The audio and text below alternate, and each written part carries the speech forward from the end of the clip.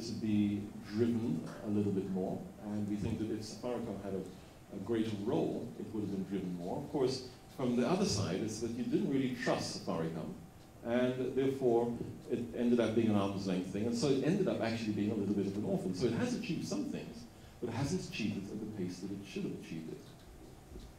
Some of the successes, we have the Safaricom Academy, which I think is a success. We put about 30 young people a year through this academy in collaboration with Strathmore, and we spend about 17 million shillings. And I think we hired 2 of the people who came out, but actually most of the people who come out, they don't actually want to be hired. They want to become entrepreneurs, they want to go do their own thing, and I think that's good. And what that does, it starts to create a larger ecosystem for us. And I subscribe very much to Google's formula that says the formula for reward is that the formula for success is that reward is equal to the size of the pie times your market share. So if you can make the pie bigger and you have a market share of whatever the market share is, you're just going to get more of the stuff. And so don't just do it for our own benefit. And as we've been talking over the past couple of days about, in preparation for this chat, because it has been, I have been apprehensive about it, because people said, oh, when you go see those guys, they're going to give you hell. And we started to think,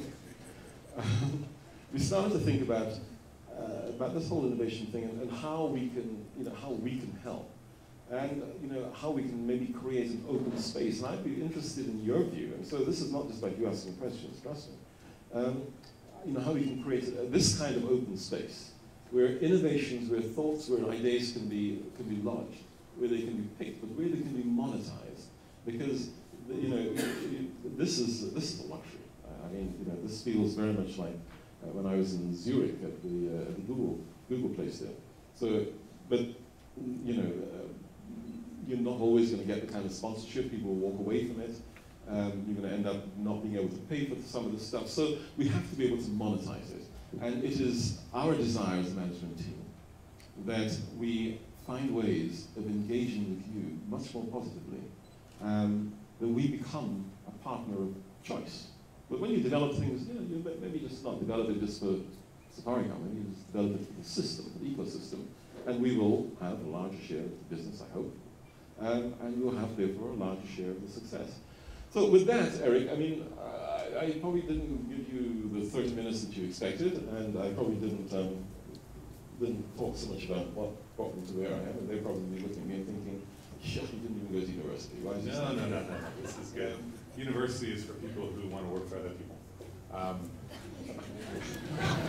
Do you know how many people I work for? I work for 750,000 shareholders. Yes, that's true. That's true. No, that was great. Thanks, everybody. Let's give Bob a round of applause. Thank you very much.